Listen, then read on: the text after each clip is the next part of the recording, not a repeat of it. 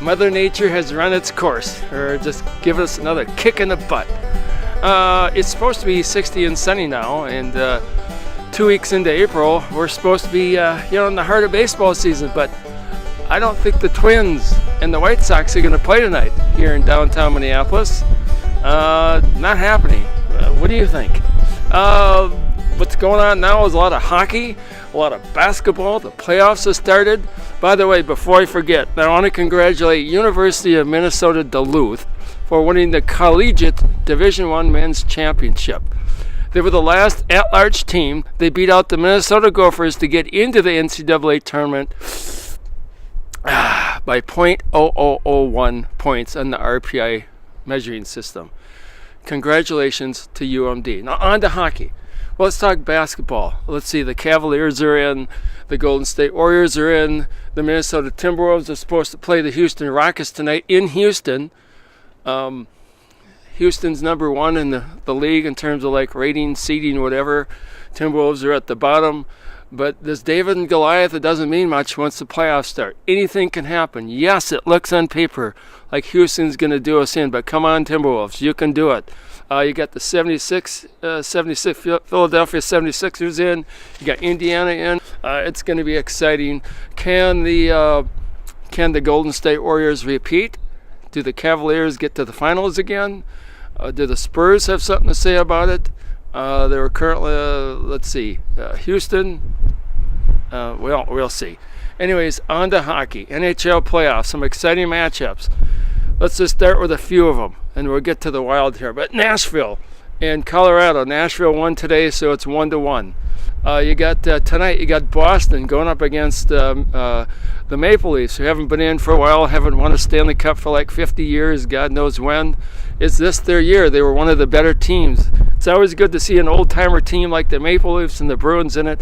It's a good matchup. You got the Ducks and the Sharks. So let's get to the Wild here. The Wild got their butt kicked by Winnipeg. Nashville is the top-rated seeded team in the league. Winnipeg is number 2, 114 points during the season. They got this big bruising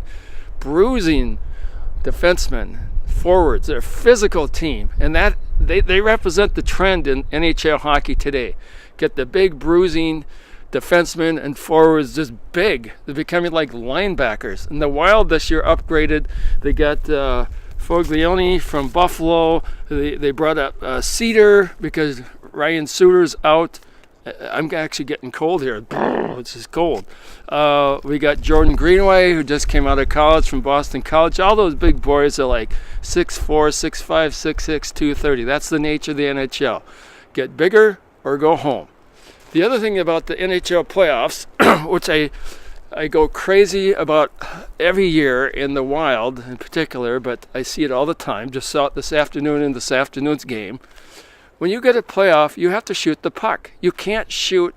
You got to shoot the score. Pierre Pagé, former North Star coach and Ottawa coach, he said you got to shoot the score. I see these guys, they do all these fancy plays, passing the puck, defenseman, back to the corner, back to the point, back to the corner, back to the point, behind the net, around the net, everywhere but where it should be on the net. And I get that they're worried about, somebody's going to block my shot. You got to shoot the score and get your big boys. You got big boys in front, get those rebounds. Come on, we can do this. Anyways, the Wild got their butt kicked by Winnipeg the other day. They barely lost game 1. They come back to the X on Tuesday. Let's see what they can do. Come on, Wild, you got to do something here. Get that offense going. The offense sucked the last game. Get it going. You can do this. You got this. Anyways, so tonight, tomorrow, go Wild. And tonight, go Timberwolves. Take care. And one more thing before I forget. I want to mention, too, that I see a trend in the NFL and even baseball in terms of free agent signings. They're signing these guys to a lot of 1- and 2-year contracts. I don't see a lot of long-term things. I see some, but there seems to be a growing trend of these 1 year pay them a lot, 1 year prove it contracts to kind of guard against their finances and make sure the guy's going to produce. And some of the players sue for the Rams.